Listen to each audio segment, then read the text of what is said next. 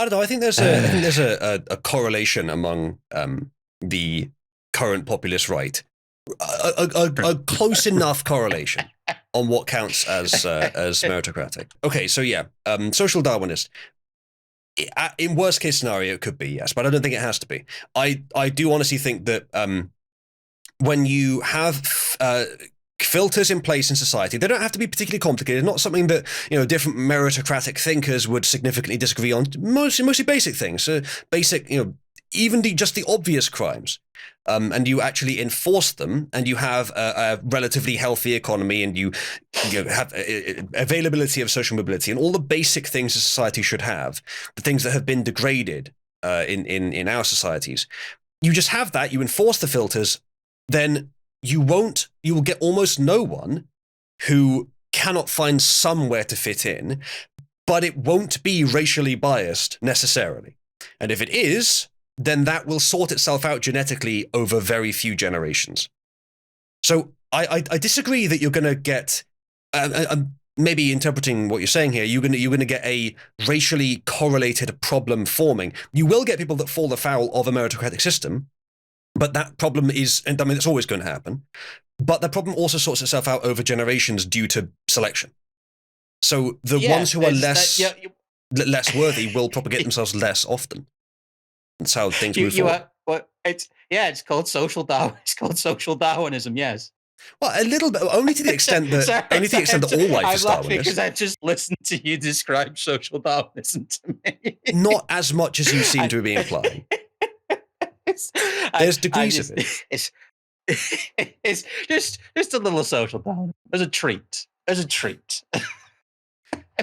think. Sorry, I'm just being stupid now. Let's move on. That's all right. I think it's possible to describe pretty much any amount of like hierarchy of valuing certain things as social Darwinism in that case. Because it is. That's what it is. Sure, fine. It's literally filtering people out of your society who do not fit into it. Sort of, but not deliberately. It's the fact that the people who don't, who aren't compatible with the culture will no longer propagate through it, and that's quite natural. And if you want to call that social Darwinism, you can do, though the term is usually used for a top-down, enforced form of social Darwinism, more so collective eugenics, which I don't agree with. Fair enough. It's just, yes, these things sort themselves out because the breeding population changes. It's just that, well, that is literally things improving because of a better breeding population is a eugenic outcome. If the population gets better because of a condition, that is literally what eugenic means. The opposite is dysgenic, which is that they degrade because of a social condition. It's funny because a lot of these terms have been so heavily politicized, but this is their actual meaning. What you're describing is their actual meaning. That is a eugenic outcome in the academic sense. The important distinction, and perhaps it's become more this because it's more distinct, is that eugenics is usually used for deliberate top-down control to create a eugenic outcome.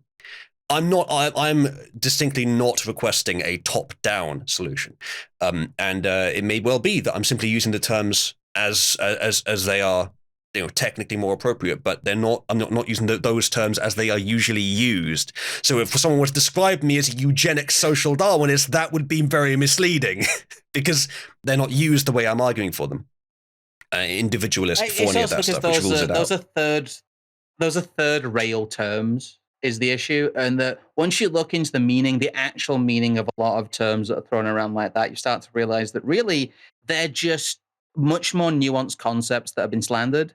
And that's really what I try to talk about. People just like shout at me and scream at me about saying certain things. But just like, look, what I'm proposing what a lot of other people are proposing.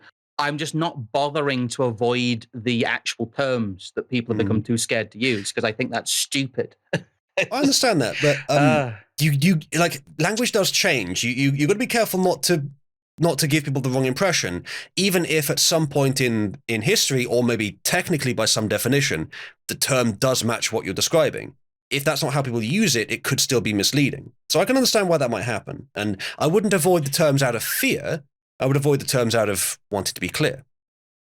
I was going to say, the problem is in an academic environment, create conditions that end up with a kind of a desirable outcome in your eyes of a breeding population, that that the only way to describe that in a most concise way is a eugenic outcome. I know I'm going around in circles, and we'll move on, but that's what the word means. It's like people getting annoyed that people use the word in like engineering terms. I know it's not always used that way, and yet it is that difference. But like, it does also just mean slow. Like, it means slow. I mean, it's literally the French word for slow. Yeah, I think like, again, you could argue that it fits the definition of the word, but it doesn't fit the way the word is usually used. So it could be misleading. But yes, I mean, I'm using it right, and everyone else uses it wrong.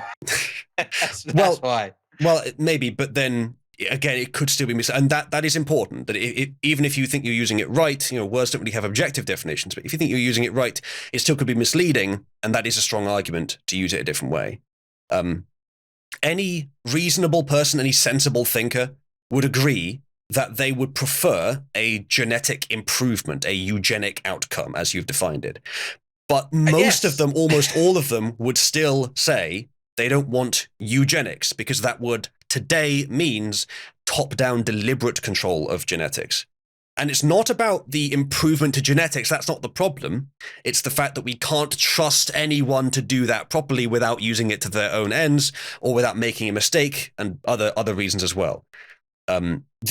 My desire for genetics to improve, genetics are part of the equation, for that to be part of the equation, for that to improve as well as everything else, is not the same as being a eugenicist, I don't think. And well, it will also weed out. It would also weed out incompatible cultures as well. You again, what you're actually saying is unthinkable and unspeakable in modern politics. Really, you're coming at it from kind of their angle and using their language. Drill down. Like, what you're saying is very reasonable, but it's also completely anathema to our current situation. It is the opposite of what they say should happen. I think the populist right are pretty close to this message at the moment. So I'm happy about that. I think it was a very different story about 10 years ago. Things have changed quite a lot.